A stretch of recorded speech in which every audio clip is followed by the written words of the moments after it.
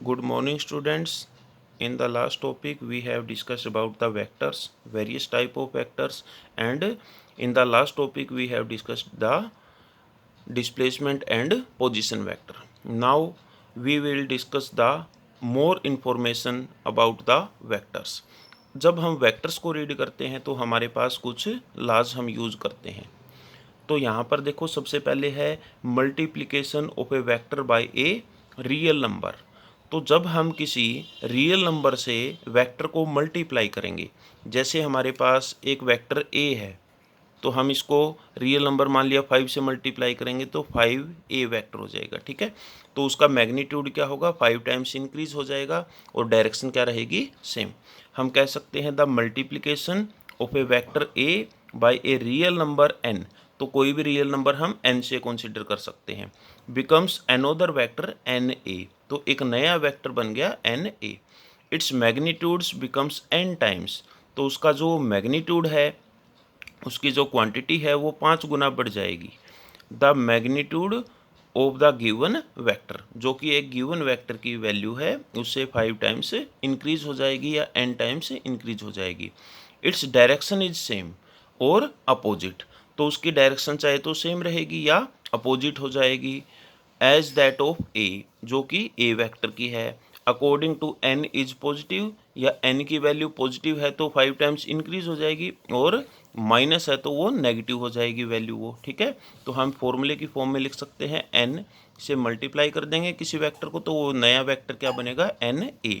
अगर नेगेटिव है वैल्यू तो माइनस na हो जाएगा। ठीक है, तो हमारे पास नेक्स्ट टॉपिक है multiplication of a vector by a scalar.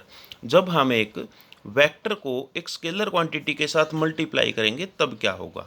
तो मान लेते हैं कि हमारे पास एक वेक्टर ए है, उसको हमने मल्टीप्लाई कर दिया एक स्केलर क्वांटिटी एस। एस का अर्थ है डिस्प्लेसमेंट। ठीक है, it becomes a vector S A, तो हमारे पास एक नया वेक्टर ऐसे हो जाएगा। Whose magnitude is S times the magnitude of A, तो उसका मैग्नीट्यूड क्या होगा, एस टाइम हो जाएगा ए के मैग्नीट्यूड से। And it acts along the same direction A, और उसकी डायरेक्शन क्या रहेगी, ए की डायरेक्शन में। तो एग्जाम्पल के लिए मान लेते हैं, when a constant velocity V, V क्या है, एक वेक्टर, वेक्टर वेलोसिटी क्या है, एक वेक्टर क्वांटिटी है, is multiplied by a time T, जब उसको टाइम टी से मल्टीप्लाई करते हैं, टी क्या है, एक स्केलर क्वांटिटी है, we get a new vector known as displacement. तो हमने डिस्प्लेसमेंट के बारे में पढ़ा था कि it is the minimum separation between 2 points. तो हमारे पास देखो, आपको पता है कि जो वेलोसिटी है वो क्या होती है, डिस्प्लेसमेंट बाय में टाइम, यानी वेलोसिटी v हम वेक्टर लिखते हैं, डिस्प्लेसमेंट s भी एक वेक्टर है, और बाय में टाइम t। तो डिस्प्लेसमेंट क्या होगा, वेलोसिटी इनटू टाइम। तो हमने यहाँ पर डिस्प्लेसमेंट क्या लिख दिया, वेलोसिटी इनटू में टाइम। तो हमारे पास एक, जब वेक्टर को स्केलर से मल्टीप्लाई करते हैं तो आंसर भी क्या आता है, एक वेक्टर क्वांटिटी।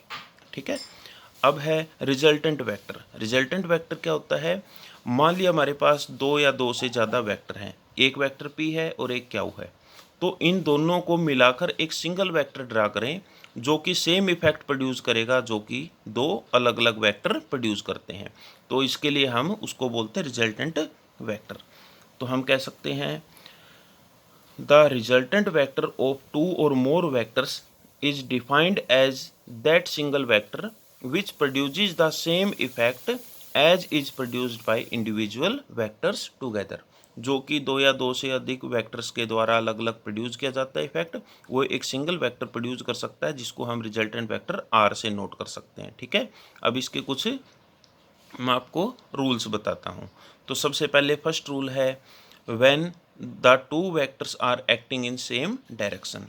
मान लिया हमारे पास एक वेक्टर ए है और दूसरा वेक्टर बी है, दोनों सेम डायरेक्शन में मूव करते हैं, तो सबसे पहले हमें इनका एक मिलाकर सिंगल वेक्टर बनाना है, रिजल्टेंट वेक्टर चाहिए। तो हम सबसे पहले वेक्टर ए को, जितनी लेंथ है उतना ही लेंथ हमने ए रखा, फिर हमने क्या किया, बी है, बी की टेल को ए के हेड के ऊपर रखा और सेम डायरेक्शन में ड्रा कर दिया हमने, तो ये बी हो गया।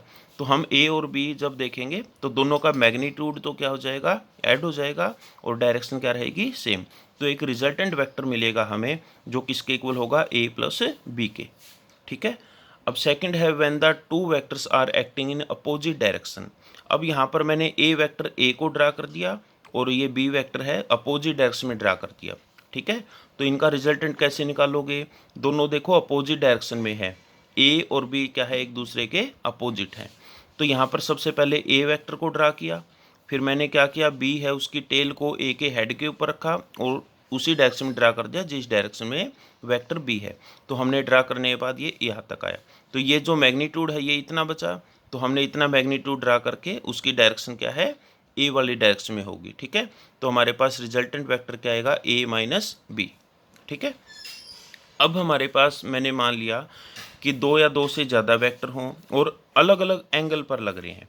तो ये पी वेक्टर है और ये क्यू वेक्टर है। तो सबसे पहले पी को ड्रा किया, फिर क्यू की जो टेल है उसको पी के हेड के ऊपर रखा और सेम डायरेक्शन में ड्रा कर दिया, ठीक है।